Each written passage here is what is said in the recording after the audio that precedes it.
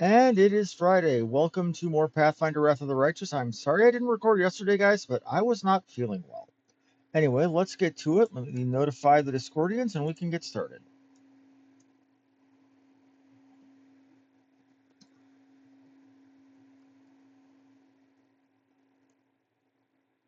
And when last we left off, we had just gotten fireballed by the boss, Minago. There is no greater We had satisfaction than in overcoming a challenge.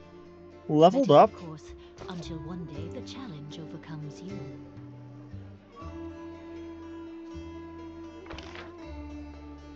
Okay.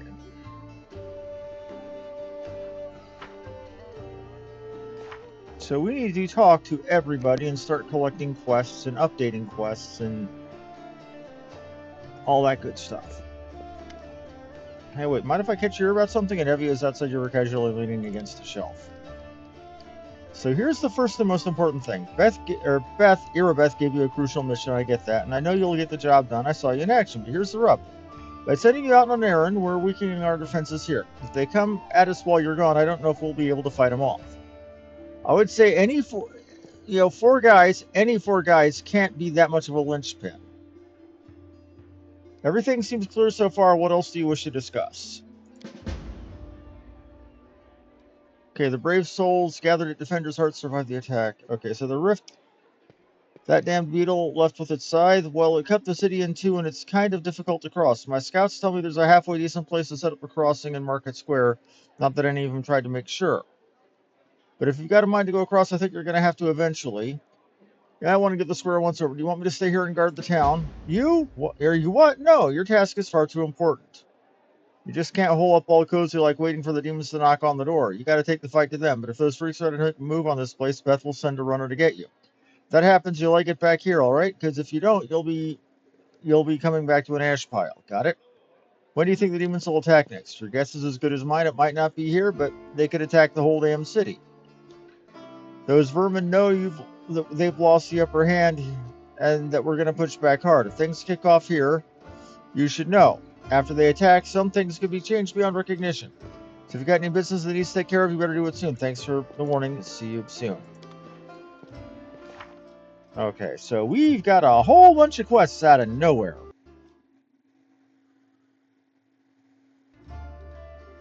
Errands to the Divided City. So we've got companion quests, which are specific quests for Sela. These are ones that are specific to different, characters that are in our group.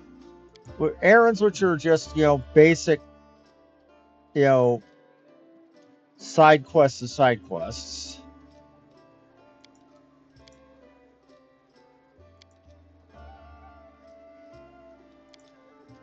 Trapped in the Darkness was literally the first chapter. Now we're doing, I think, the second chapter, or I think this is Act 2. I could be wrong. But the green check means that it's done.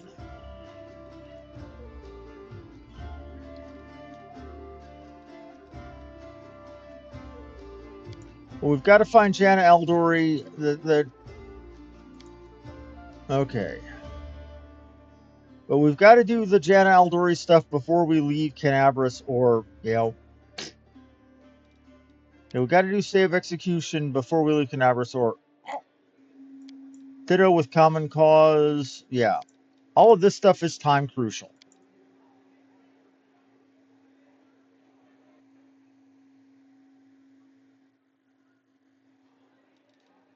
Okay. Common Cause, gather allies for the attack on Grey Garrison. Burning City. That's help the Crusaders attack the garrison, find the secret entrance. Also, find the storyteller. And our clue there is talk to Staunton.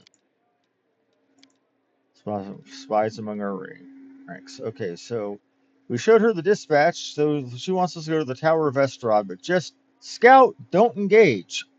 Worm family secrets. So we need to speak to Horgus. Horgus is in here.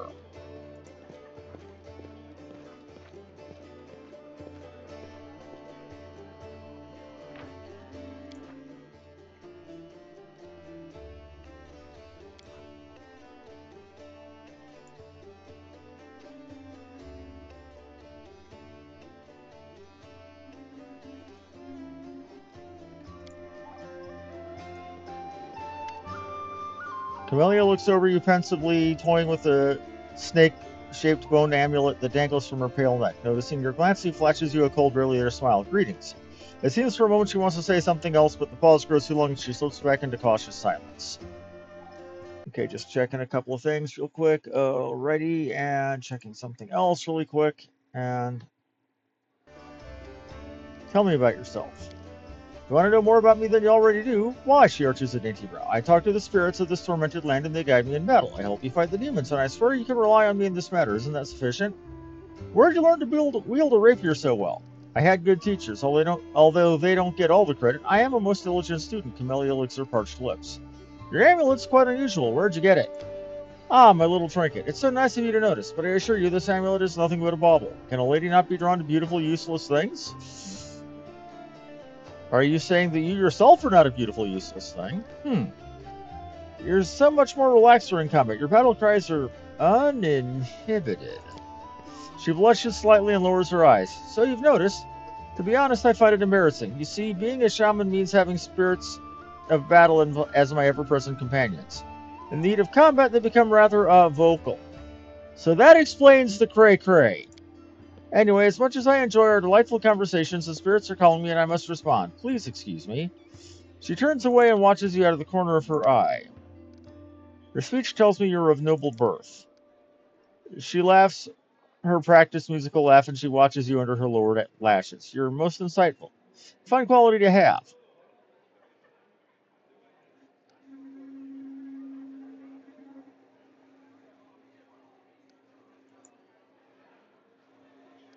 Well, I suppose we all have our good and bad qualities.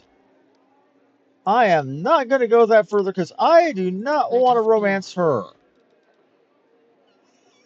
I have a particular character I plan to romance, and it is not her. Okay, 1,000 gold coins for you as promised. You helped me get back to the surface, and I duly paid you for escorting me. Horgus Squirm always keeps his word. Now, speaking of future cooperation, Horgus looks at you with unvarnished disapproval, his arms folded across his chest, tapping impatiently. I have a job that would be perfect for someone like you. Naturally, I pay generously for your services. I'm like, what the hell do you mean, someone like me? For an adventurer ready to sell their soul for booze and lie down drunk in the gutter, or do you think you're somehow different? A traveling knight, perhaps? Noble of heart, but without a coin to your name. Horgus sizes you up critically, then sighs and shrugs. You seem reliable enough ally to me, and you did get me out of those Mongrel caves, so why should I care what you do with my money once you've got it? Succeeded or added a perception check. Horgus seems like one of those people who think the entire world owes him something. However, you hear notes of hysteria beneath his smug arrogance. As it's though he's really quite nervous, but is taking great pains to conceal it. And this is where I say, noble birth does not give you the right to behave badly. I would ask that you refrain from such statements in the future. Horgus puts his hand on his lips. Oh, really? How impudent. No one dares tell Horgus Squirm how to address the rabble. So what does this job involve? You shall be my bodyguard. You see, I have good reason to return to my mansion here in Canabras. I still have, well, it doesn't matter. It's none of your business. My mansion is a breathtaking building in the large garden with in the wealthy part of the city. Even before the demons attacked, every thief and fraudster in the city tried to get inside one way or another. I shudder to imagine the state it's in now. I have little hope that my guards were able to hold the mansion during the attack, and I expect the servants fled when they saw the demons. Only Abadar knows what's happened there since. Abadar. God of cities, law, merchants, and wealth, also known as the god of walls and ditches in the Eastern Dragon Empires. It is known to be a patient idiot. Maintaining a strong neutral stance in his actions, he strives to expand civilization and order among the peoples of Golarion. Therefore, I'd ask you to meet me at my mansion and guard me until I complete my business. I've already asked the local paladins for help, but they've no desire to set foot outside this tavern. Damn cowards and traitors, that's what they are. Maybe they don't think, keep getting you inside your house to take care of your baubles is worth wasting their blood fighting demons. And please, do take Camellia with you. I trust that girl more than the rest of your gang. She's of noble birth, after all. What kind of reward are we looking at?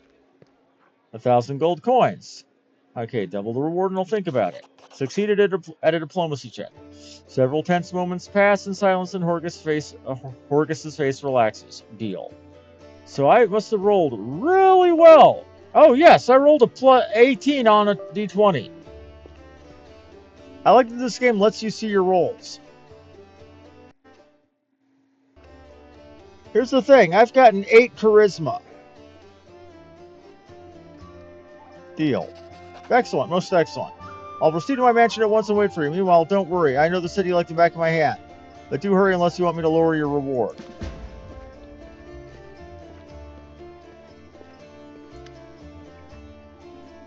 Okay. A strange figure towers over the bar. A huge, ungainly man with skin so milky white that his blue veins are visible even from a distance. His bald head is equal parts lumpy and pitted, and blood-filled eyes stare impassively at you from beneath his pale brows.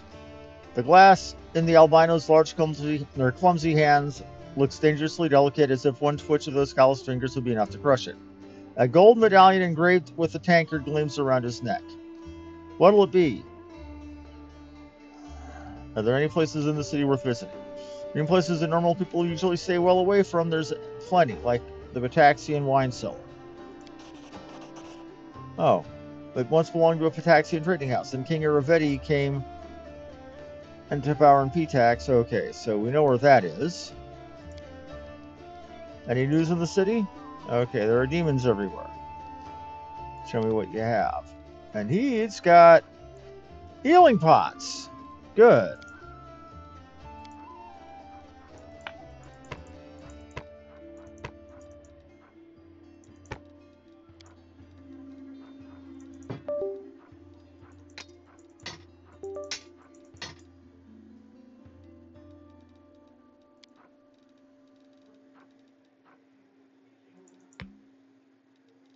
We will take your healing pots.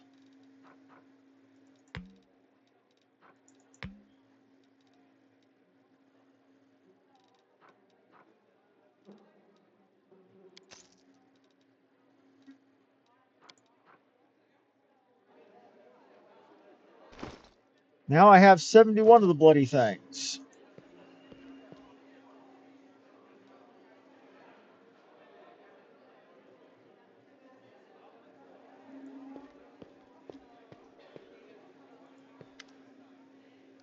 Who are you?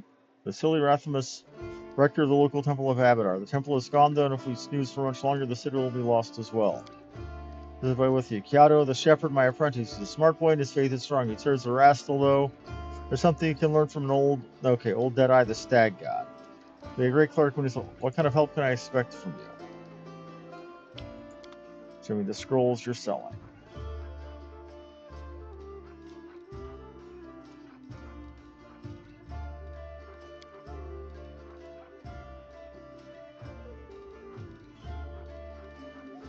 Okay, that ring of protection, that'll be useful.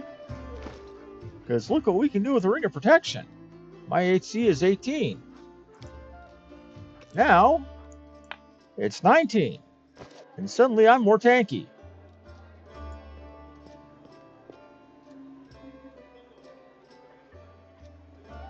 Let's talk to Land.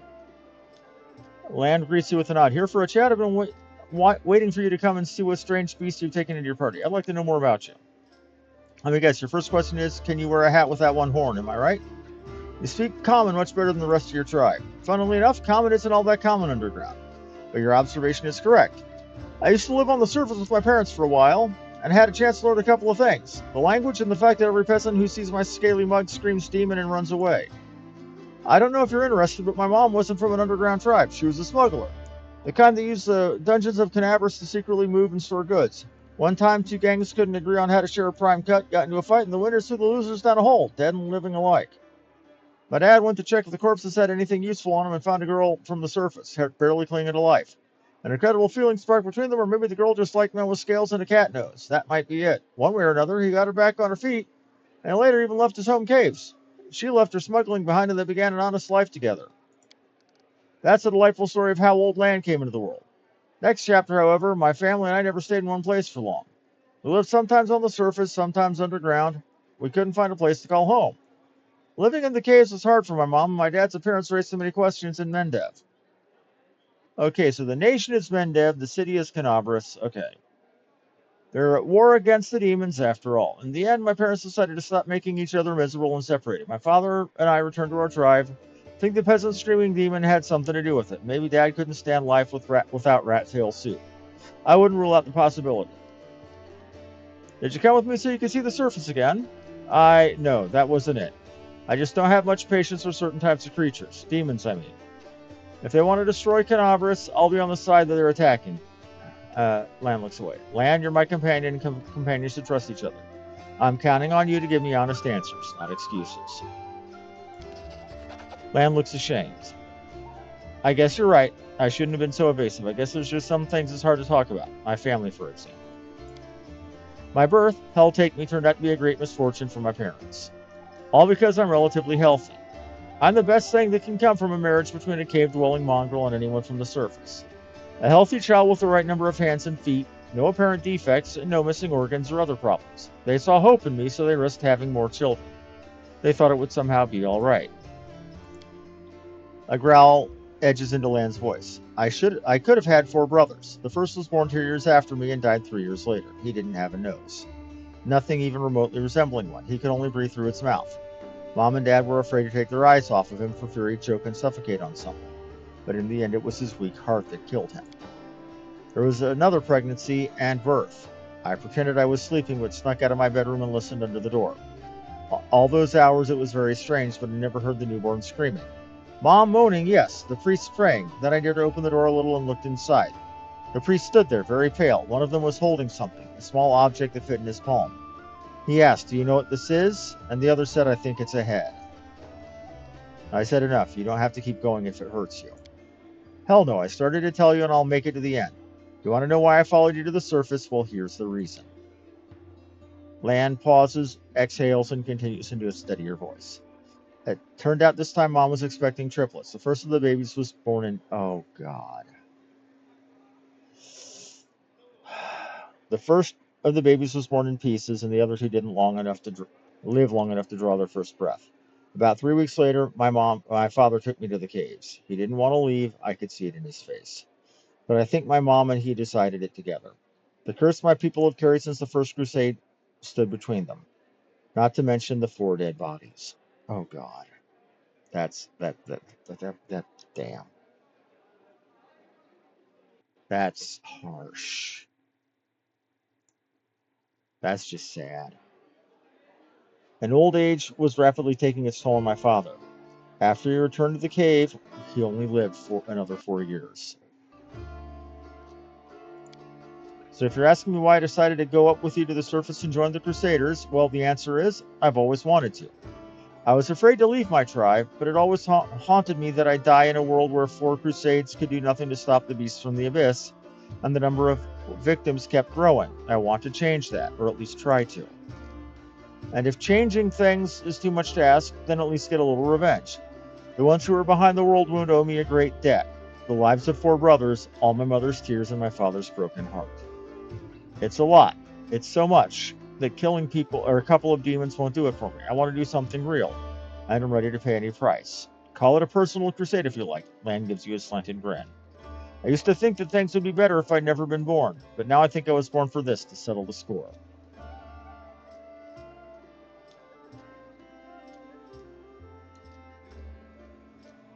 I said, would you like to find your mother? No. The word flies from Lan's mouth faster than an arrow. Then after a pause, he continues.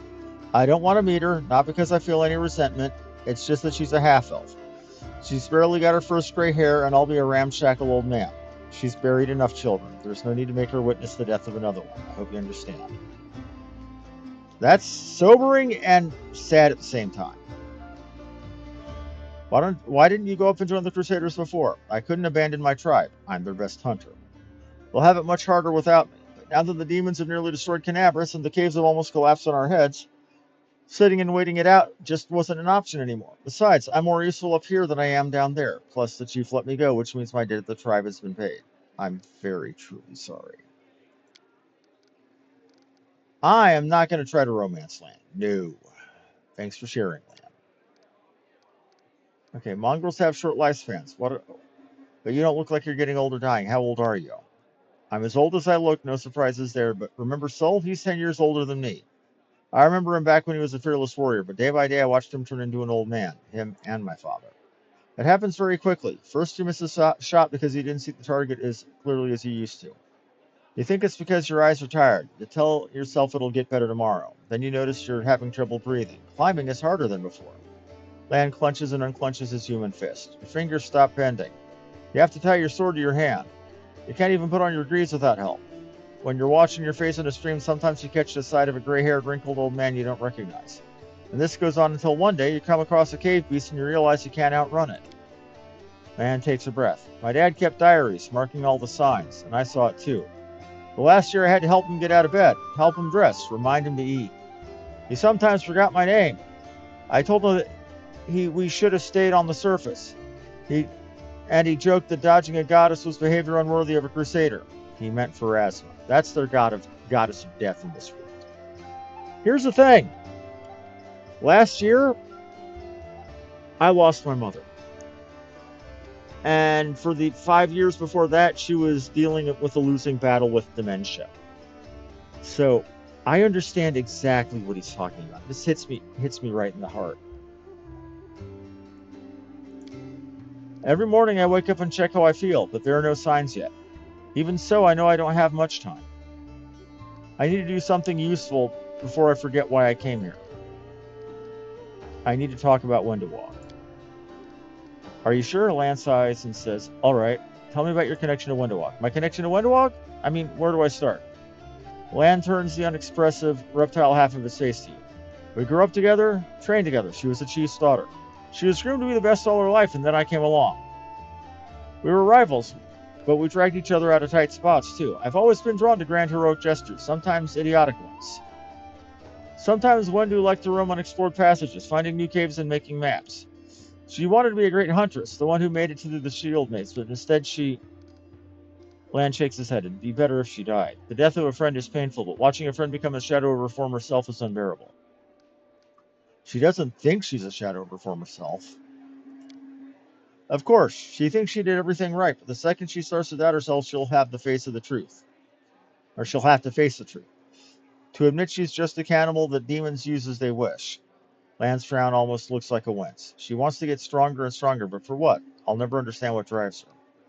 Were you just friends, or were you more than that? Wow, you really don't pull your punches, do you? There was a time when I asked myself the same question. Wendewog knew me better than anyone. She understood me better than anyone. She was my first woman. We never loved each other. I could have grown to love her, but it always seemed like she never understood what love was.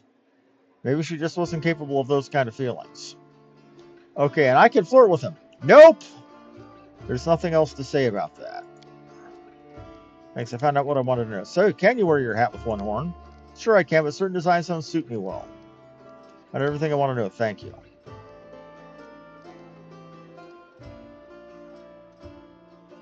You said you were prepared to risk your life for something meaningful. Okay. To invent a new salad, have it named after me. He remarks grimly in sighs. Truth be told, I don't know. It would be much easier if all I really wanted was to kill demons. Then a few more demons, then more demons after that. Good honest rage with no needless brooding. I think I really actually envy the warriors that can live like that. But I can't. If life's taught me anything, there is no easy choices. Dying a glorious death isn't enough. The heroes of the Crusades did that. And it also saved entire settlements, erected the ward stones. Their actions kept the lands of Mendev safe for decades. That's what I want, for my dumb short life to have meant something. You think I have an exaggerated opinion of myself? Some scaly freak crawls out of the caves and wants to take control of the ward stones in Flaneomedes banner? Any fool can charge the front lines of the demonic armies and die there, but what good will it do? I want something meaningful, you know? Even if I have to pay the highest price, especially if I have to pay it. There are plenty of worthier people who need to survive this war and tell everyone what nutcases we are. What do you think of life on the surface? It must be very different from life underground. Of course, as far as living conditions, the surface is definitely a better place to be. It's easier to get good food and water, not to mention build a house, even grow a few things. In older, well-established settlements, you don't have to deal with anything scarier than rats, or maybe foxes stealing chickens. As for the kind of lives you live, I've heard a story about demon worshippers abducting the whole family and sacrificing them one by one while the others watch. But there were some brave Crusader knights nearby, and then they killed the villains and saved everyone. Then I heard another story. A young blacksmith lost his arm in a fire and couldn't work to feed his wife and baby. They tried their best and lived from hand to mouth, but they were still destitute. In the end, the desperate blacksmith robbed a traveler one night on the road, There were brave Crusader knights nearby, and they caught the robber and threw him in prison. Not long after, his wife smothered their baby and hanged herself. Up here, the same person can proudly say he's protecting the innocent from demons, then look the other way while some innocent starves, just because they were born in a poor family. Queen Gallifrey prolongs her life with sun orchid elixirs that cost enough to feed an entire city. Back in our caves, everyone's equally poor, and if one person starves, the whole tribe starves. We don't abandon our own in times of trouble. That's the power of a tribe. The laws of the surface are made so that some get everything and others get nothing. I might just be a naive fool from the caves, but I don't understand how it's possible to have so much more and share so much less. Anyway, look who I'm talking to. You must know life on the surface so much better than we do. I hear exactly what he's saying, but I could get into politics, but I'm just going to give the good answer.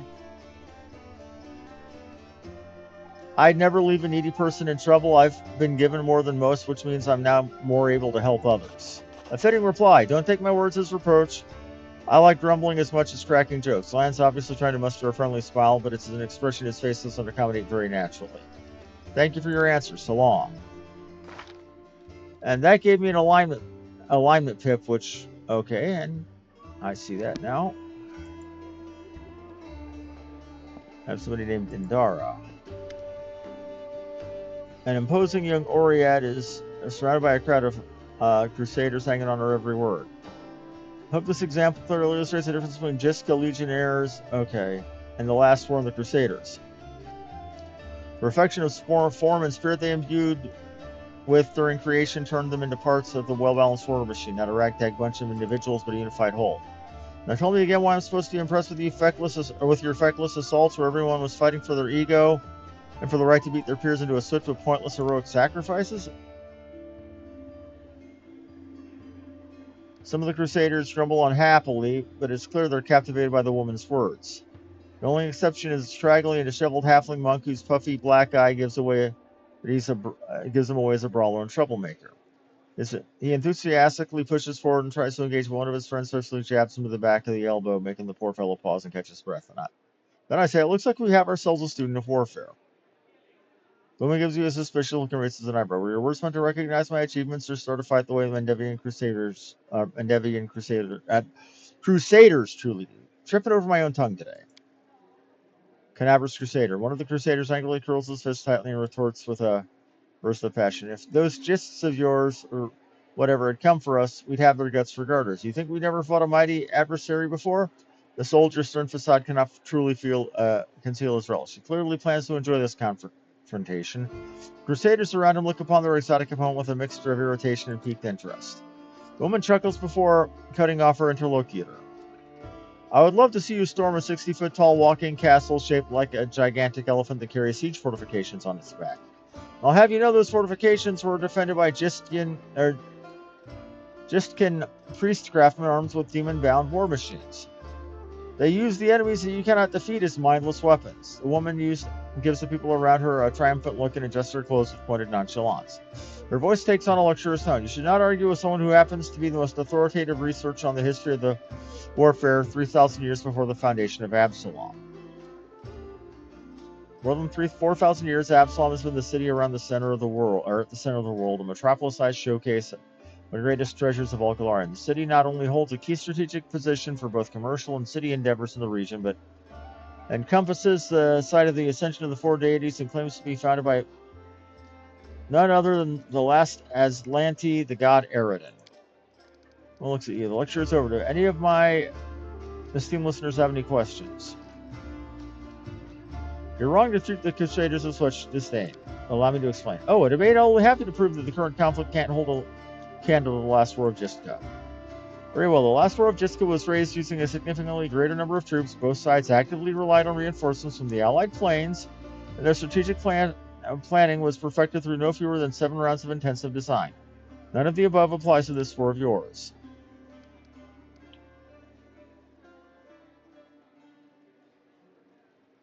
Okay, compared to the Jiska, we are but stone club-wielding kobolds. I would like to conclude my thesis with a few wise words from the Council of Dagon, advisor of the Pharaoh of the Forgotten Plagues. I doubt you will comprehend the true genius of this statement, but nevertheless, a gadfly sees the ox, The ox pays no heed to the gadfly, but crimson fever takes them both. I respond, okay. Forgot what I said. That war, something along the lines of war never changes. Indra's eyes display frustration as she hears the audience, clearly impressed with the argument, muttering approval. There is logic in your words. I give you that the concept of war does not change with the degree of sophistication in the methods we use to destroy our foes. Woman stops, realizing her words, no matter how ostentatious she makes them, no longer have the power to captivate the audience. Indara offers a pretentious dismissal. As a scholar, I cannot deny there is a certain truth between your skeptical statements. History is a complex discipline rooted in the fact and evidentiary base grows ever meager the farther the described period is from the present moment. Of course, if I were to argue in bad faith the way Crusaders embellish the tales of slaying a single Brimarak by adding a dozen Balors, for example, I could win this debate, but I am above such things, and therefore I am forced to admit your skepticism is not entirely without merit. You know, basically, I out-bullshitted a bullshit artist. I'm sure you would have been able to expound on your arguments in a longer discussion. Indara nods with obvious relief. I am glad we both understand this limitation. It is always a pleasure to face a worthy opponent, even if the debate takes place in a grimy tavern, perhaps especially because of that. Indara unbuckles her sword belt and hands you the weapon. This is a worthy blade. It will be of use not only for the strong, but also for the wise. Items received, Claw of Jisco. This is where I bid you farewell. Perhaps before the end of the day, I was planning to observe how winged demons use pack tactics to drive their prey like herds of livestock. It is about time I go back to my research. The hint of a smile graces Indara's lips when she sees disappointment in the eyes of many crusaders around her. Stay safe. Okay, so in all that gobbledygook, I got a weapon. The Claw of Jistka. It's a short sword. A +1 sword with a... Ooh! So if somebody is a short sword specialist, they've got a 2d6, a short sword that does 2d6. We might actually be looking for a short sword specialist soon. Because that was definitely worth it. Let's talk to Sela. Sela looks at you warmly. Hey there. During that march through the dungeon, we never got a chance to exchange a proper greeting. It's high time I shake your hand. I'd like to know more about you. Of course, ask me anything and I'll answer honestly. Tell me more about yourself. Where are you from? I'm a little bit from Geb, a little bit from Katapesh, and mostly from the Knights of Yamade. I was accepted and began my training at 14. I belong to their ranks more than I belong to any other place. You've come to Mendef by a long road, haven't you?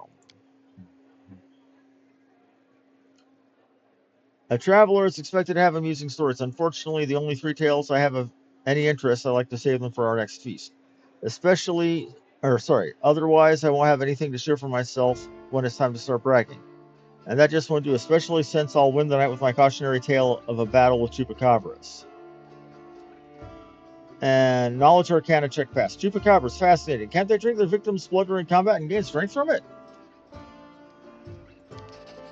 And Sela says, oh yes, and they do it very quickly. They bite one victim, suck out their blood, and then strike the next quick as lightning. But now you've tricked me and I'll start telling the tale and may as well do it properly. Picture a small town in Kadira. Okay. A satrapy, Padishah Emperor of Kalesh. Kadira is a kingdom with the power of the sprawling empire is back. Kadira is Kalesh's doorway into the inner sea region. Okay, so obviously Middle Eastern area. Okay. And the dungeon, there's 2 murderers waiting to be executed. The gallows are ready to be built for them. The rope's been bought. Sometimes life takes a surprising turn. Suddenly a paladin of Yomade appears in the doorway and offers the murderers of a deal. If they go with her to fight some monsters, they'll live. If they survive, that is.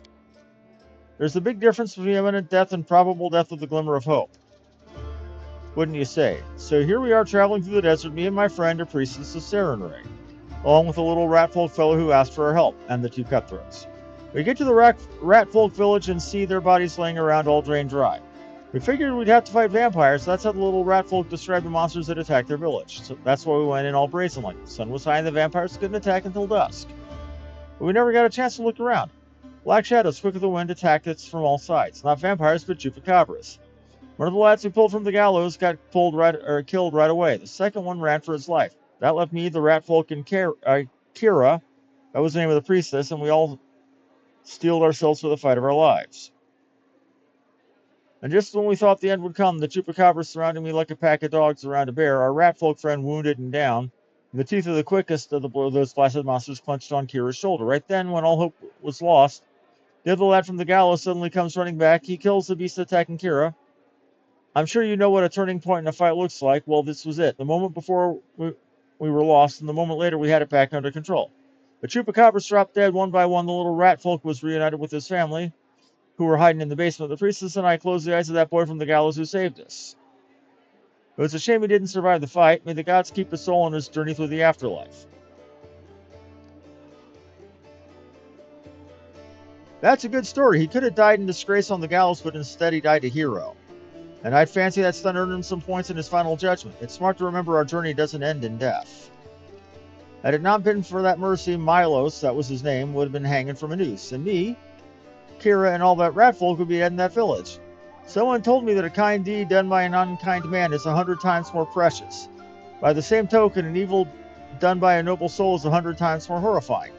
That's what I really wanted to say. The chupacabras were just a good starting point. What made you become a paladin of Iomade? Sela's gaze sharpens momentarily, then she sighs. That's a serious question and a good one. She'd ask it of her companions, but it's a long story. To start with, 12 years ago, I was nothing like the person I am now.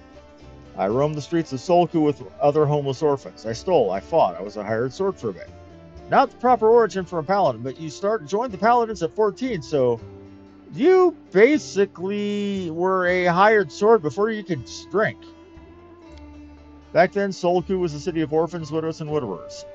Gnolls decimated the city regularly. My parents were among the victims. People there heard about new deaths before they finished mourning their previous losses. One day, a group of knights of Iomade brought a glimmer of hope to the city, but while others saw them as saviors and protectors, I was busy pricing up the noble horses in gleaming mithril armor, wondering how much one of their pretty swords would fetch. A thief lives one day at a time, that's what they say. I was the type that never thought about the next job. Anyhow, I was able to sneak into the knight's camp and steal one of their mithril helms. I was right there when a gnoll attacked the helm's owner. Akemi was her name,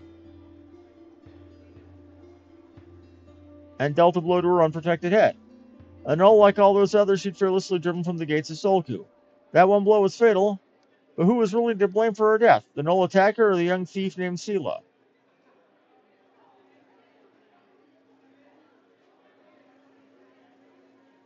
I can either say I know what it takes to survive sometimes, or even a seemingly small misdeed can have terrible consequences. You couldn't have known the consequences of your actions, or life is cruel and full of chaos sometimes. Okay, I'm going to say you couldn't have known the consequences of your actions. I couldn't, but I know full well I was committing a crime. And I targeted someone who came to help me in a city full of trouble. There are times, Harmony, when you can't hide behind I didn't know. But you were asking what brought me to the ranks of Iomade's warriors. We all choose the paladin's path for our own reasons. Some are guided by nobility of spirit, some by a desire to fight injustice. And I became who I am through penance and a debt unpaid. The day Akemi died protecting my city, I wanted to kill myself full of terrible guilt I felt. But then I realized I wouldn't make the world any better, and I decided instead I'd try to take her place. I'd become who she had been and protect the innocence she would no longer try to protect. What are the principles that the paladins of Iomade follow? Sela smiles. I'll tell you. I like to recite our code. It feels like I have said it 1,000 times, but it never gets old. There is strength in these words. After a pause, she begins, her voice slow and meditative. I will learn the weight of my sword. Without my heart to guide it, it is worthless. My strength is not in my sword, but in my heart. If I lose my sword, I have lost the tool. If I betray my heart, I have died. I will have faith in the inheritor. I will channel her strength through my body. I will shine in her legion, and I will not tarnish her glory through base actions. I am the first into battle and the last to leave it. I will not be taken prisoner by my free will. I will not surrender those under my command. I will never abandon a companion, though I will honor sacrifice freely given. I will guard the honor of my fellows, both through thought and deed, and I will have faith in them. When in doubt, I may force my enemies to surrender, but I am responsible for their lives. I will never refuse a challenge from an equal, and I will give honor to worthy enemies and contempt to the rest. I will suffer death before dishonor. I will be temperate in my actions and moderate in my behavior. I will strive to emulate Iomade's perfection. Thank you. I've learned everything I wanted to know. Okay. Erebeth said your friend Jana Aldori is missing. Do you know where we should look for her? Erebeth is worried about her fighters. I should understand that. I wanted to look for Jana myself, so I didn't want to distract you. But since you're in this, I could use some help. Jana and I met in Canabras a few days ago and just hit it off. We went drinking together. We went to that unforgettable celebration together. We got separated in the crowd. So we should start looking in the main square. That's where I last saw her. Jana's a good fighter, even if she is green. She couldn't have become an Aldori otherwise. Okay. What do you think of what's going on in Canabras? Okay. It's complete chaos. We're lucky that we were here to handle it. She gives you a worried look. This way I talk about you, I know I can seem blasé. Many good people and our protector Turendal have died here in Canopus. A paladin of Yomade is expected to be properly respectful and solemn. But I prefer to face my troubles with a smile and a bit of common sense. Grief is a weapon they'll use against you. It can undermine a warrior's spirit. It's better if we hold off grief until we've driven the last demon and cultist from the city.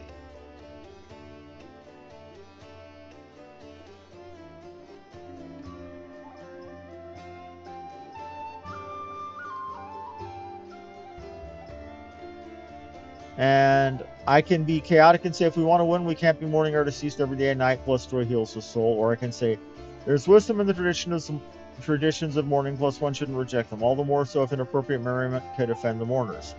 Many people's loved ones perish in Canabras. I am not bothered by how you talk. I'm going to do the chaotic one. It's nice when you and your commander think alike. Okay. Is fighting demons all you want, or are you looking for something more? How about covering oneself in glory and becoming the hero of 1,000 ballads? At least a dozen if they're lively ones. Sela's eyes shine cheerfully. Anyway, to be more serious, the area around the world wound is the best place for a paladin who wishes to defend the weak and serve good. Being part of a crusade is reward enough for me, but there's something more that worries me. I don't want to sound like I'm criticizing my brothers in arms, but the Eagle Watch and other orders are focused on just one aim, the war against the world wound. And they can sometimes overlook the smaller things, ordinary misfortunes, you know. I always liked being a wandering knight because any moment I could go and help poor Ratfolk whose family had been kidnapped, or an old woman whose favorite dog had gone missing. So here's my answer. I don't have some big important goal, but I'd be happy to help those who need it. She wants to help the small people. I like that. Thank you for speaking with me. Until next time. I like her. Sela's a good type. Elor. Adventure captain of the Pathfinder Society. Okay. Tell me about your confrontation with the Spinner of Nightmares. Now Pathfinder Society, we're in Falrun, Labyrinth of Mind. More about you. How'd you end up here? Tell me about your daughter.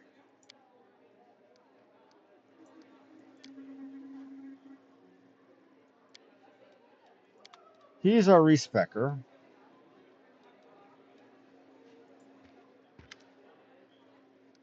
Okay, what's our main objective? The Warbstones, where are they? I'm gonna ask a few personal questions. Where are you from?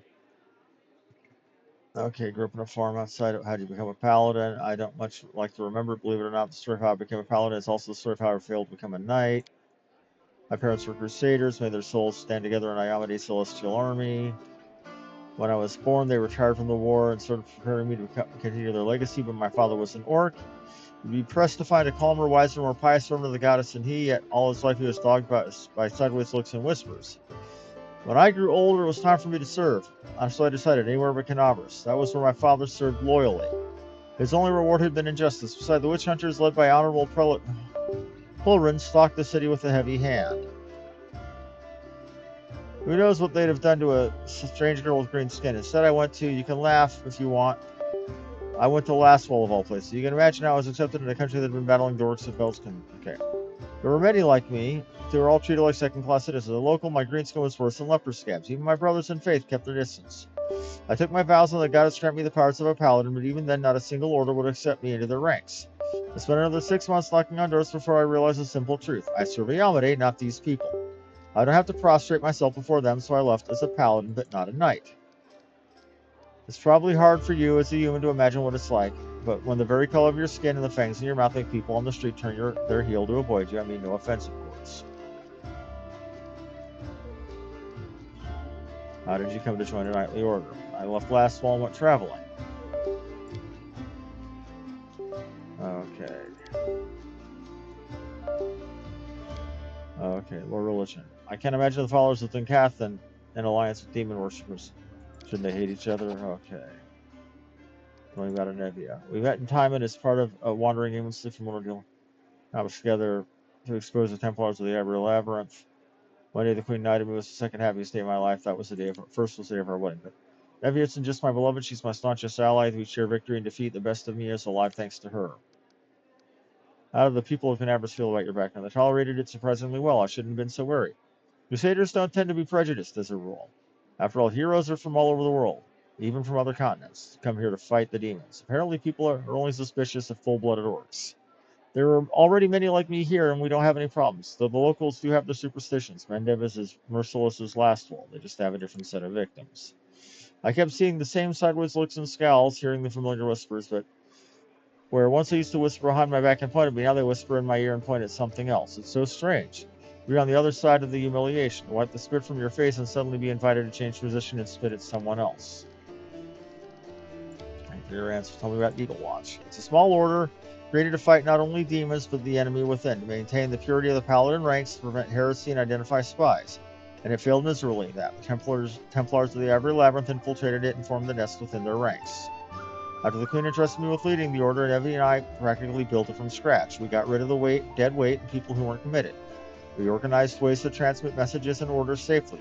We introduced reliable ciphers. We found tacit allies around the city, from Crusader orders to street beggars. This was my personal crusade to purge the city of Templars who had infested it. And I thought I was winning. I could feel it. We were so close to driving the cultists out of Canabras, but it's hard to admit that those successes didn't count for much once demons entered the city. I would say, on the contrary, if it wasn't for you, that we wouldn't have a headquarters at Defender's Heart. The cultists would have served up the city on a platter to the demons. The lines on Erebeth's head softened. Yeah, that's true. It's a good thing we achieved something. I have to go.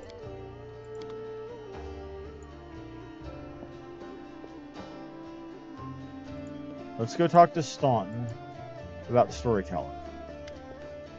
I need to talk to the elf who calls himself the storyteller. Do you know where I can find him? Strange old fella. He used to sit with me for hours talking about all sorts of things. He never offered judgment or comfort. He just listened. First, I wanted him and his questions as far away from me as possible, and I later realized that talking to him, he did ease my burden a little. Hope he's alive and well. He's completely blind and feeble, too, so if he's alone in the city, you probably know what that means. You don't know one place he might be. Look for him in Blackwing. It's a library. Here, I'll show you where it is on the map. I don't know what use the library is to a blind elf. He loved the place. He used to sit there day and night. What do people say about you? They say I'm a traitor, as bad as the Relufo Rush, that I'm a disgrace among the ranks of the condemned. Or even among the ranks of the condemned. The Queen Galfrey should never have spared me, that I belong on the gallows. Why do they hate you so much? You really don't know? I'm the reason the Crusade forces are holed up in fortresses on the edge of the world wound instead of bringing the fight to the demons.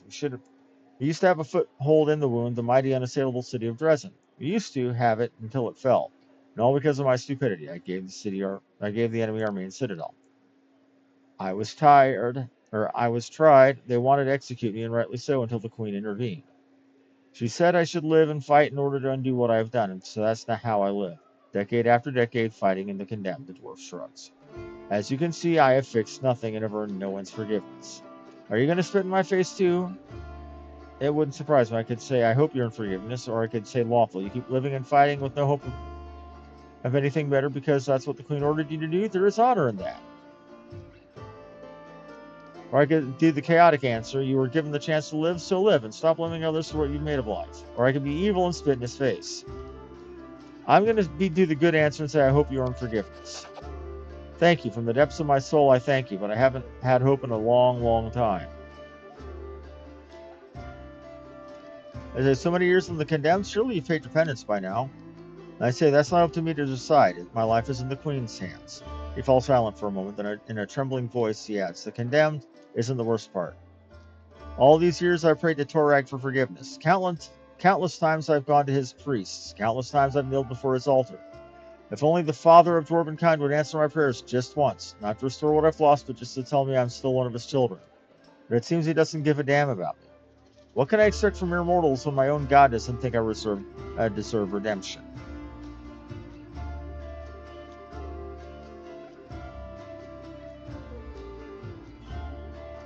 Torag, father of creation. Oh, the father of dwarves. I would say if Torag has renounced, perhaps he should turn to another deity. Sarenrae, for instance, teaches that everyone who repents sincerely should be forgiven. And Staunton says, no, I couldn't. Staunton interrupts you. You can't choose your god, just like you can't choose your family, your race, or your homeland. If your father renounces you, you can't just choose another father. It's the same story with Torag. Man, I feel for this poor bastard. I feel for him.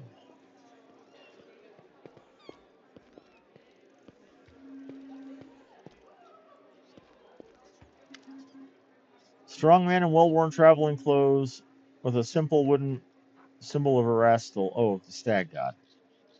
Efficiently cutting a linen robe into strips to use as bandages. Despite his visible exhaustion, he works with zeal, singing some tune about red grapes and ripe sheaves of wheat under his breath. He raises his warm chestnut-colored eyes to you. Are you one of the Crusaders? Thank you for defending us whose talents lie off the battlefield. I'm Jurnaw, a servant of Erastil, pleased to meet you. What are you doing? I only took my holy orders recently, so my god has bestowed little of his power upon me. I'm sorry to say the number of wounded fighters in this tavern is beyond my power to heal, but there's a reason to say have faith in the gods, but look to yourself first. I may not be able to heal the wounded with magic, but at least I can cut up bandages. Are you from around here? No, I was just passing through Canabras. I was sailing down with that old man of yours, the Great Selin River, or that old man of ours, the Great Selin River, to a village by the name of Chili Creek.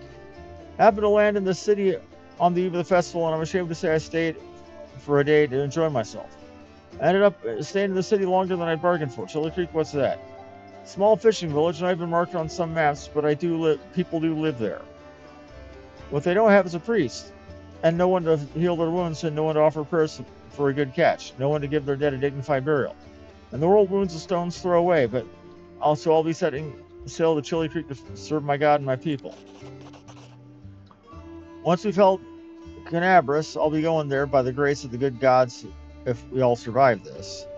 You should come and visit sometime. You'll find the village here on the bank of the river. Aren't you a young and experienced cleric afraid to go to the border of the world wound? It says, I won't lie, I'm afraid, but what are you going to do? Those villagers are simple people like you and me. Every other short lives is spent doing hard, honest work. That's exactly the kind of life I want. Something simple but meaningful. If I had centuries ahead of me like elves and some other races do, I might have spared some 50 years of travel around the world, the young man says with a smile. Or maybe even 100. But why not? But I don't have time to spare. I want to spend my short life in a place where I'm needed the most, even if it's dangerous.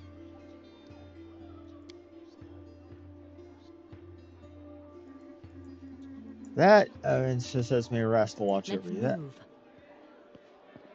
That is some optimism if I've ever seen it.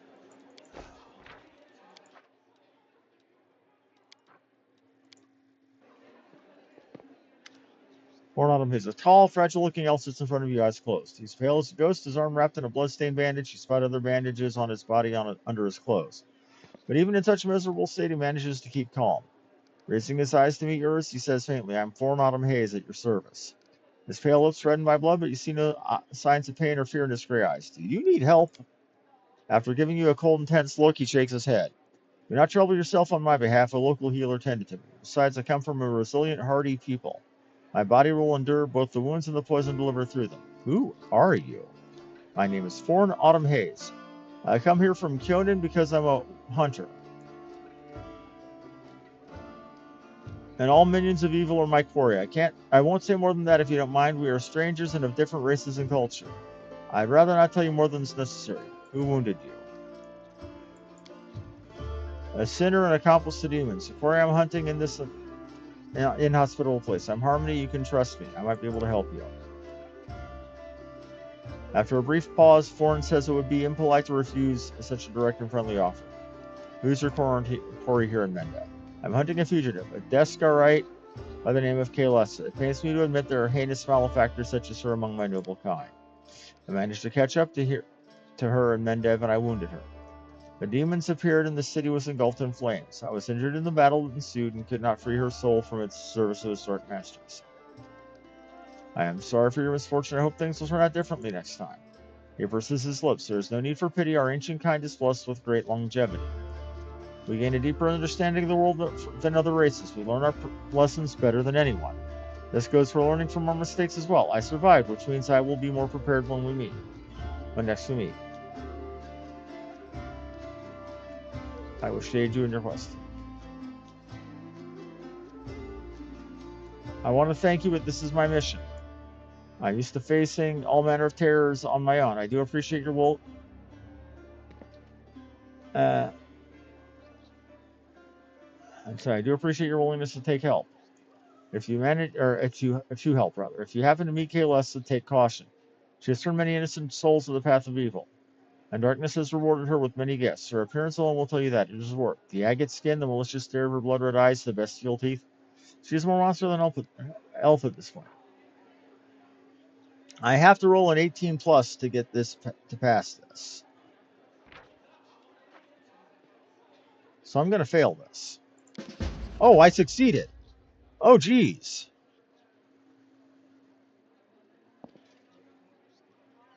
Her skin is dark, her hair preternaturally white. Her red eyes can see perfectly in the dark, which to my dismay, I've come to know from experience. But the bright light causes her kind pain. I've used alchemical powder that exposes in a dazzling flash, and she cried out as if I stabbed her. So what you're telling me is that she's a drow. It appears this woman is a drow. Her race is also known as darker cavern elves. They are rarely seen on the surface, so it is surprising to encounter here. I'd like to know more about you. Okay. I have no more questions. Perception 20. I think Kaylessa might be a drow. A drow? Unlikely. It's more plausible that her dark service has left a brand similar to the one that twisted her entire cursed drow race. A coincidence, I would think. Oh, okay. So we've got a fanatic that's like, she can't possibly be a drow. She's a regular elf that got.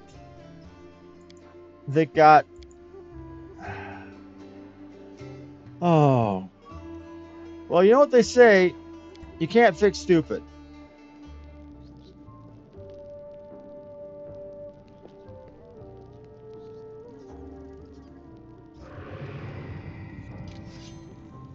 Surrender thy soul, Delvin. You want to protect us. That got you again. How many times is that today? Take your jokes and shove them, tiefling. These are there, Chief. Don't hit me. Let me see how long it's been. I've been dealing with dialogue for an hour, picking up side quest after side quest after side quest.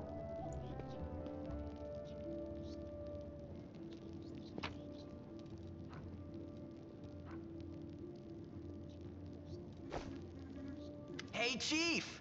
Ooh, hey, gorgeous. Come over here. I want to talk to you about something. Something really important. Quit bothering the decent people in here, Woljif, or I'll knock your teeth out! What's it to you, Delvin Dum-Dum? You were told to guard me, and I'm not stopping you. But no one told me I had to shut my trap. Who are you? Woljif Jeffdo. I deal in useful things. I can get you whatever you want. Anything. But there's just one problem.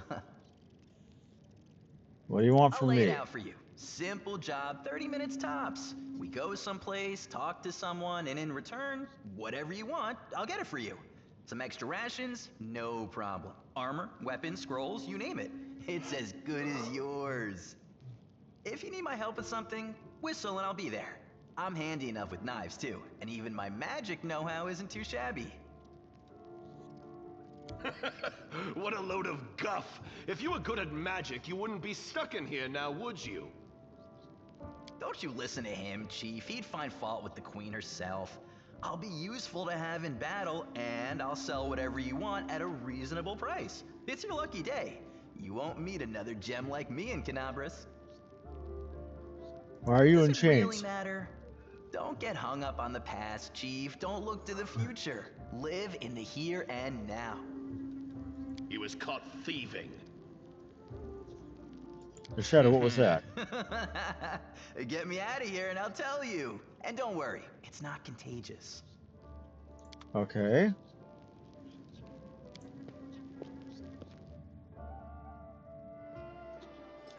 Time to go talk to Erebeth to convince her to let him go.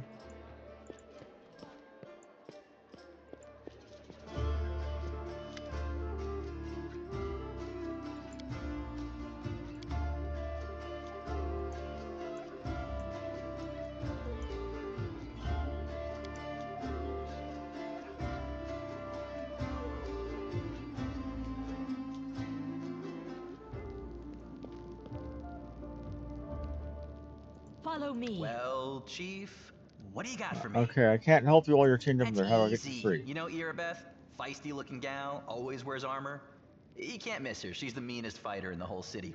When you see her, put in a good word for me, will ya? Tell her there's this guy Woljif locked up for no good reason in the Defender's Heart.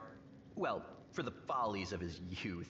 And he really wants to get out on bail so he can keep up his good behavior and make a contribution to society. You got that? Will you do it? Sure. I knew I could count on you. Knew it the moment I laid eyes on you. He is the best thief in the group March on. that I know of. So we'll take him. I just need to go get him, or get his parole papers signed.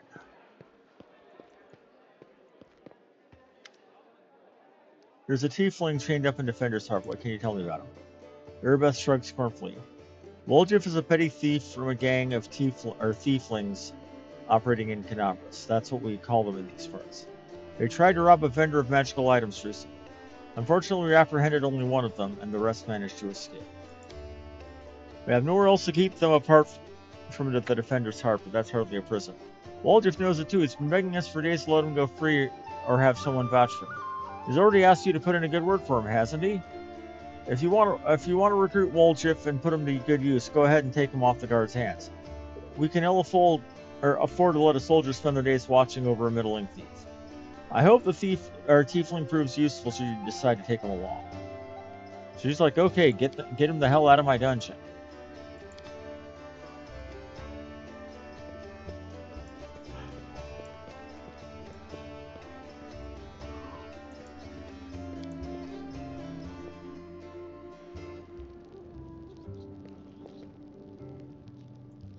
Well, Chief, what do you got for me? I talked to Erebeth. I decided to make you part of my troop. Let's see how it goes. You must be a smooth talker. Come on, Delvin. Get these bracelets of yours off me. I'm going free. You're sure to regret this. This tiefling will fleece you for everything you've got. Mark my words. You're a bitter little man, Delvin. Petty and mean. You can't even be happy for me, can you? I pity you. I'll leave you alone with your sad little soul. So long. And now, Chief, straight down to business. You see, I'm one of those guys that people around here call thieflings. We just call ourselves the family. After we knocked over that shop and I got stuck here in the Defender's Heart, a little bird told me that big sister Charisme wanted to see me. That she had some questions to ask me. You following? Now, she won't be asking me questions like, Woljif, how'd you manage to get out of this one? Or, Woljif, you're so thin, didn't they feed you? No, something serious has gone down, and I just know they want to try to pin something on me. I can feel it in my tail. So, I knew right away that I couldn't go alone. You turned up just in time, Chief. You don't need to do anything when we get there. Just stand behind me and look mean, and I'll handle the rest. Somehow. Let's go, I'll show you the way. All right, we can do that.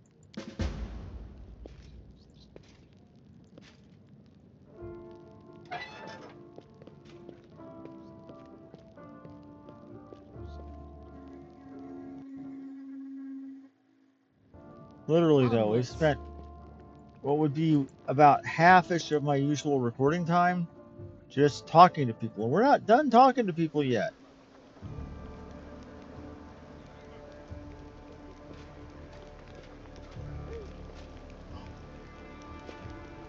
Commander, look what we've got here. Are you mad? Whatever possessed you to steal the gem golem from the Tower of Vestra Museum? And they said, we didn't steal anything, Commander. We saw looters dragging it down the street and recaptured it. And she says, that shiny fella belongs to the treasury.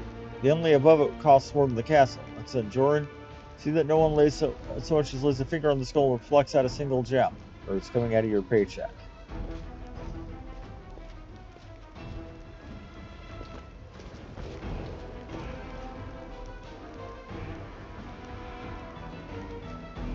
Okay.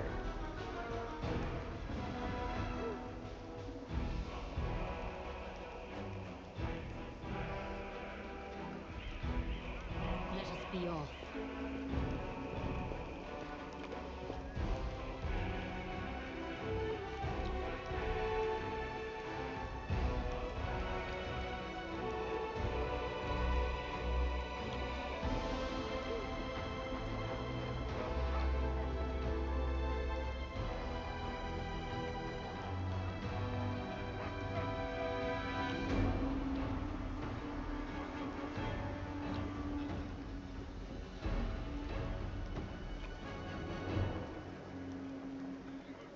Okay.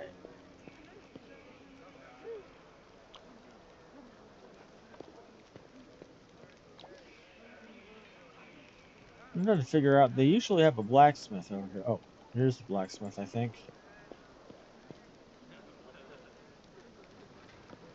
Oh, Joran Vane. Is he any relation to Staunton?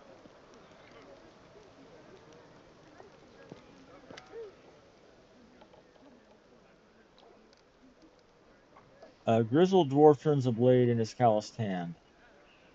When he sees you approaching, he sets the blade aside and greets you with a nod. A new face in the city. We picked a good time to come to Canabras. As you can see, we're in Sorting of Warriors. And I show him Radiance. And he's like, do I recognize it? Of course I do. I made this with my own hands. There's my brand, you see. The dwarf carefully takes the sword in his hands, gazing at it, like a doting father. Oh, Yaniel, things have been tough without you. But at least we still got your sword. That's something. Joran returns the sword to you. In battle, ordinary swords get blunted. They break. But sometimes a weapon can persevere.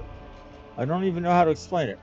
I'm no authority on these things, but something like the echo of deeds done with that sword, or more like the reflection of the wielder's soul?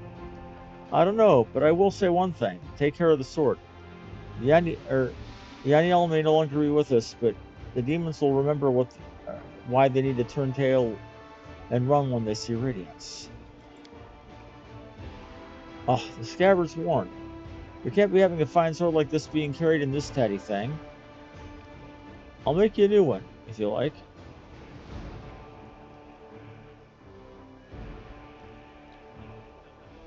When the city stands again and we both survive, come see me.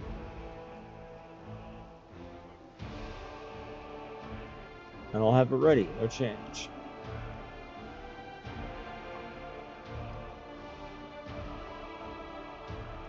Okay. So show me your words and let's see what he has for sale.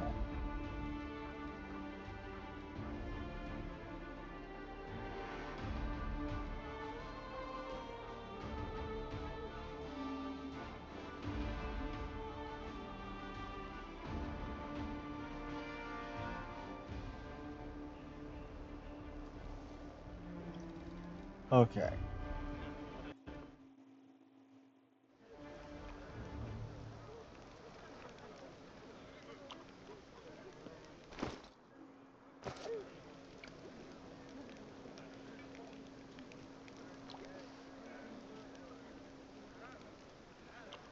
Unfortunately, I do need to try to find a way to get some weight off of me.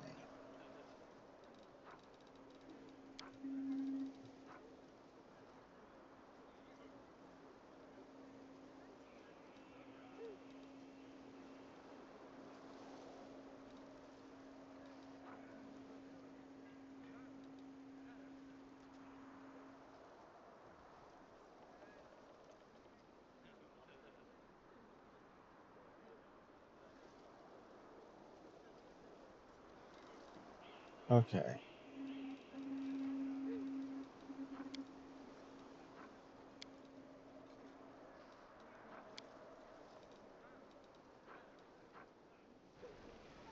Calling it good.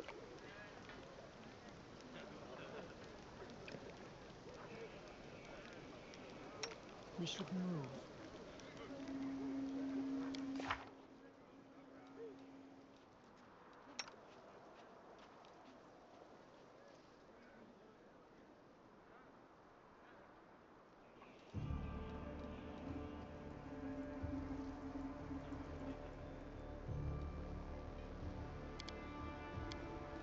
Making sure their spell lists are all okay, are properly memorized.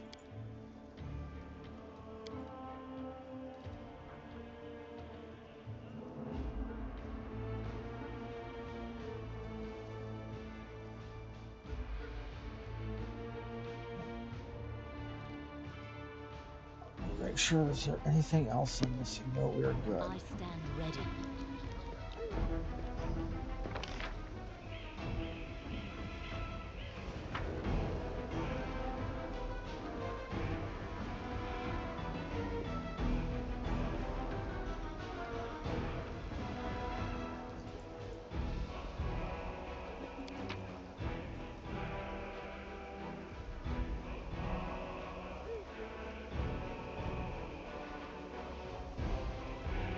It's leaving. I thought I said leave.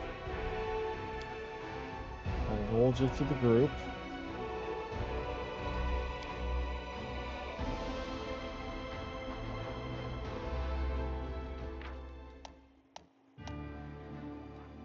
The tieflings I could get up there and resolve that quickly, but that wouldn't be a good resolution.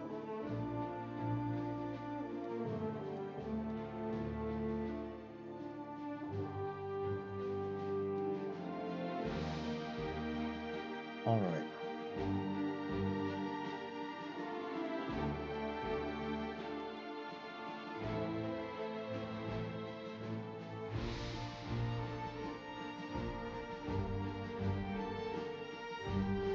Okay, so let's go to the market square first.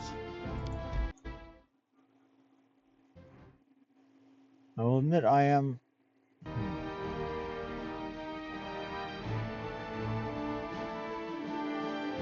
Oh, we found something. Let's go there. We find food,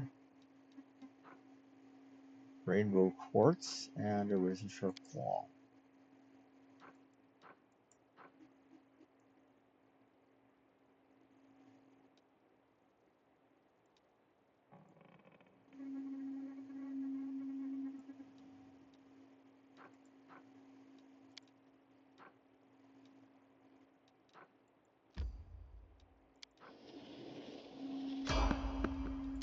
Looks like we're stuck in a fight.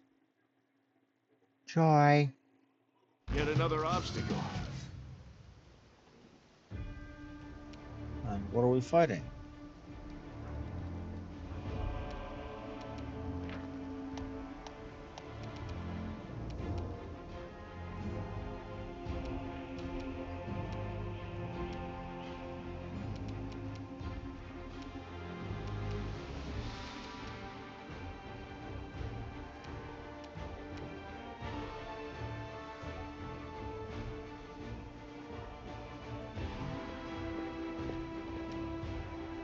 Forwards!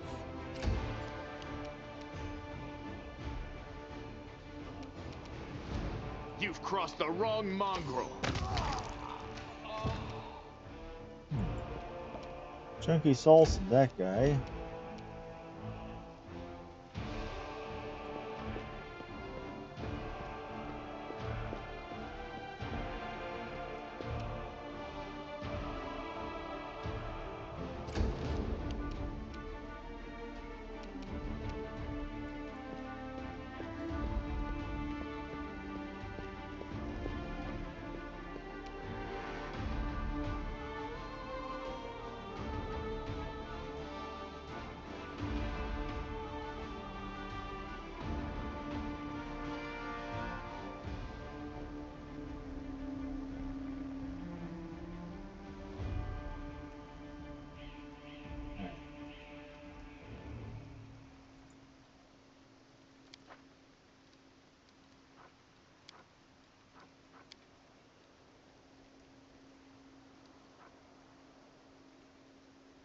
What are you doing here? Are you trying to jump? Nope.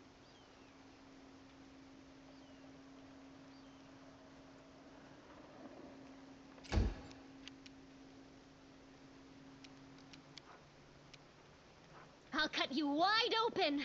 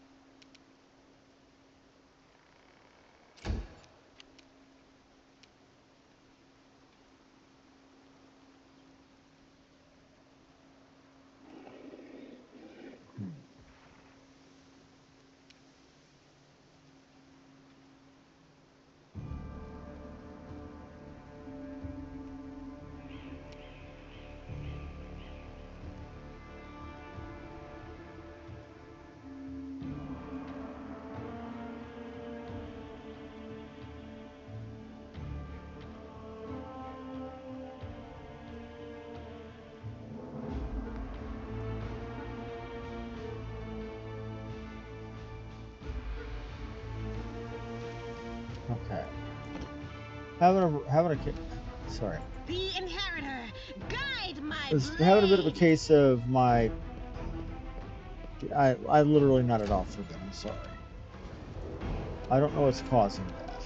I slept like a rock last night. Hate it when my worst enemy is myself. The spirits demand your blood.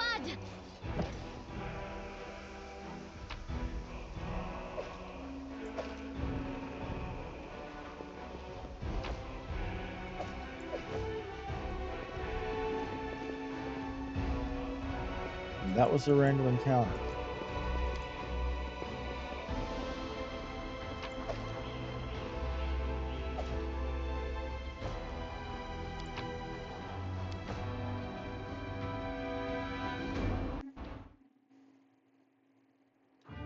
Let's go ahead and get to Market Square.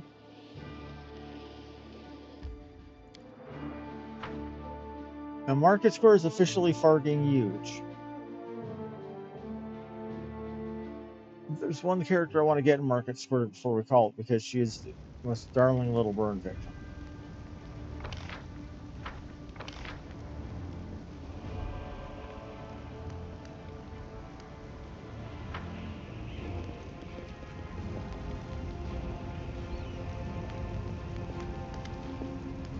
He's like, no, I'll tell you everything. Just don't hit me. Never stole nothing. I only just joined the Thieflings. Thiefling gestures around back the way they came, as if that explains something. There's all them back there. They found an underground passage to the Great Garrison, and they've been nicking all the stuff out of there since. Low down thief and toe rags. That's what they are. I had nothing to do with it. I swear. Brother Gord, is that you? Brother Woljeff? I thought they pegged you, and I thought you pegged it in Airbus jail. Happy to see you too. Underground passage to Great Garrison? Tell me more. Right. So, the temple around there, Temple of Yamade, has a cellar. Passage leads from it to the Great Garrison. The Tieflings, my pals, damned a lot of them, have been using that passage on and off to sell all sorts of stuff to the soldiers in the Great Garrison. So when the demons burst in the city, we thought we'd check up on the Great Garrison to see how the soldiers were faring and to offer our assistance. Don't give me that look. This is the first I'm hearing this. Tieflings keep secrets from each other, too, you know. Why are you afraid of me? You're not the first. You're not one of them crusaders, are you? You hate our guts, the Tieflings, I mean. You lock us up and do worse to us. But I'm not a Tiefling, not really. Can I help you somehow? Yeah, let me go. Who are you? An honest guy who's fallen in luck with some bad folks. Tieflings, local thieves around here, they forced me to join their gang, but I didn't want to.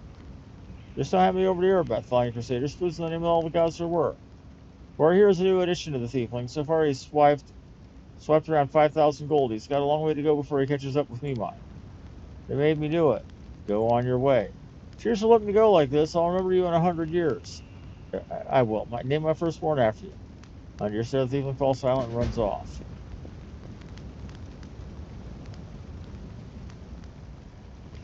Save the last Oh, one you for won't me. remember a damn thing, and I don't care. All right, Lan, start raining death. You won't survive me. Well, you get stabbing. You are today's sacrifice.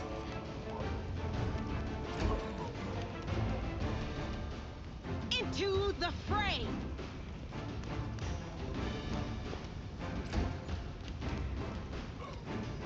Cover me, all right?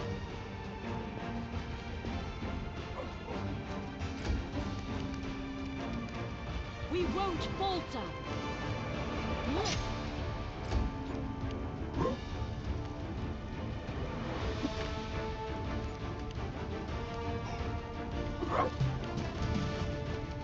Endure this!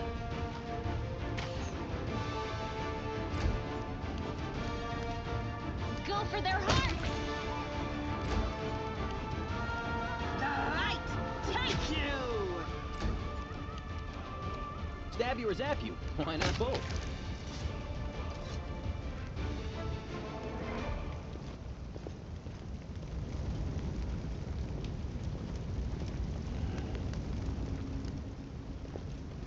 Did we find trouble?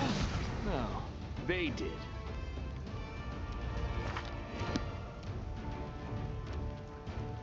I'll cut you wide open.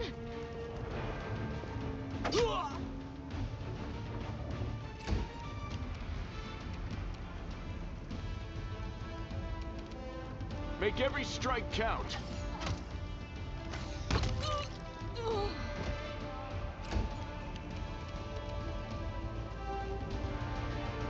The Inheritor, guide my blade.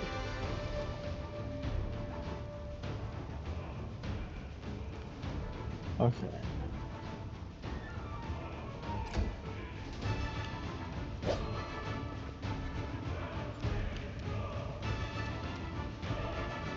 Distract them from me. So naturally they're...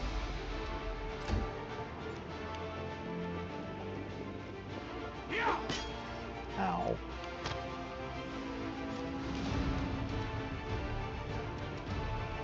Strike with all your might.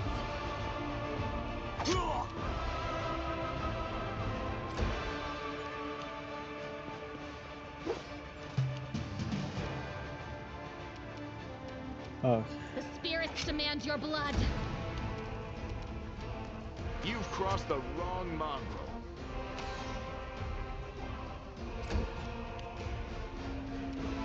Into the fray.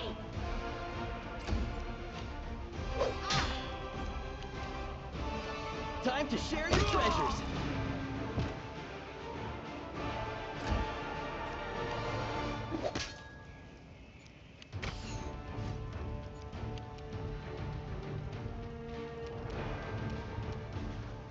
We can do it.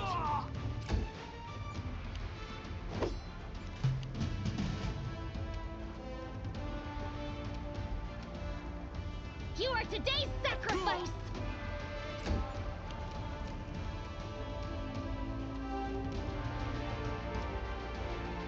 You won't survive me.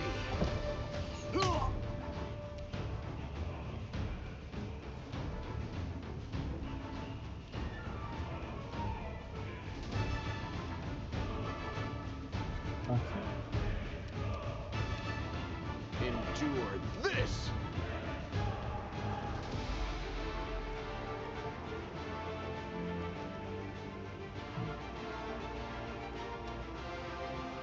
Make every strike count.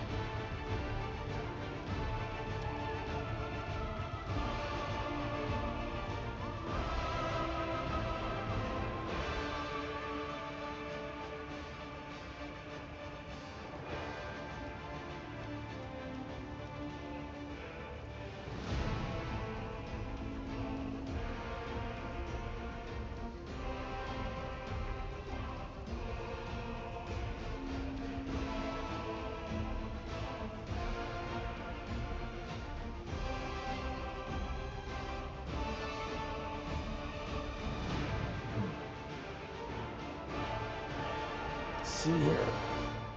Go You've ahead. crossed the wrong mongrel. The light. Take you. Now, I'm obviously compromised. Right Cover me, now, all so right? I should go ahead and save this and get it. You were just dealing with a couple minutes of me drooling on myself, which is not right. Forward.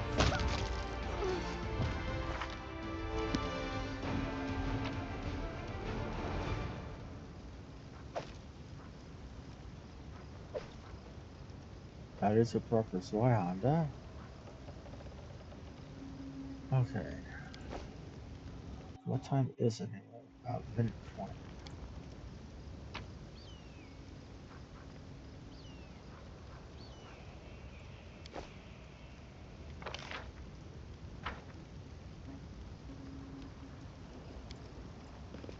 We will be victorious.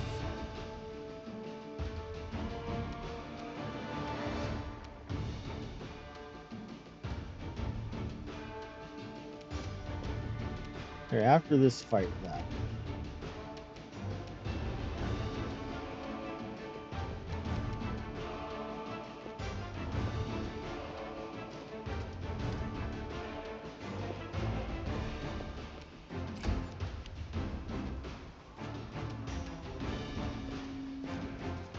Well, that's not good.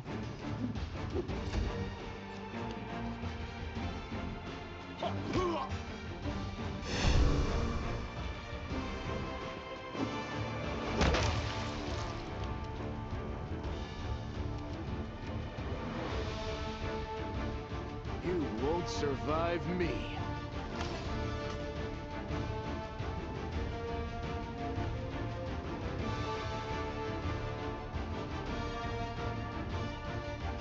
Yeah.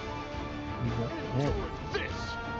Well, just can you get in and get a hit on somebody? Nope. Xavier's But you after can get Why in not both? close enough to for next round.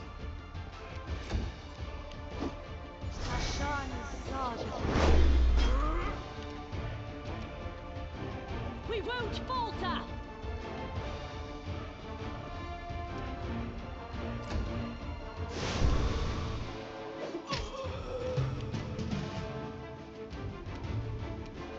The Inheritor, guide my blade!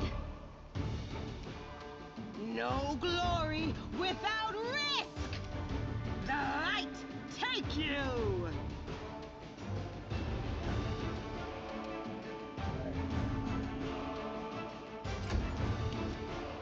Go for their hearts!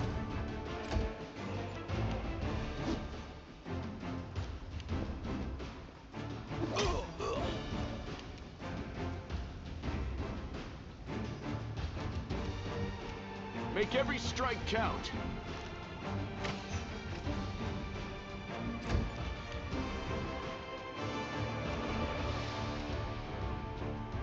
Distract them from me. Time to share your treasures.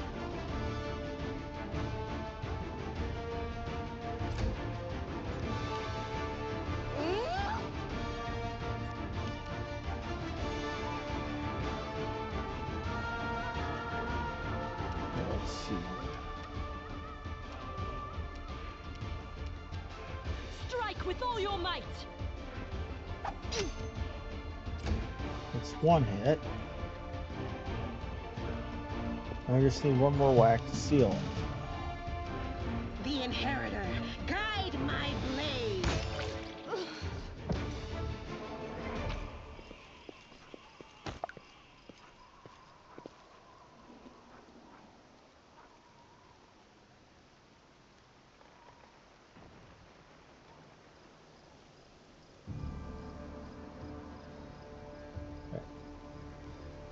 Anyhow.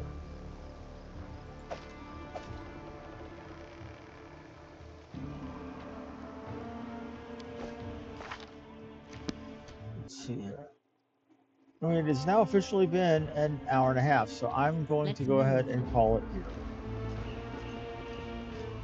I've been almost monosyllabic here and there, barely, acting barely coherent, just basically nodding off for a couple of minutes at a time and more. That is not good television for you folks.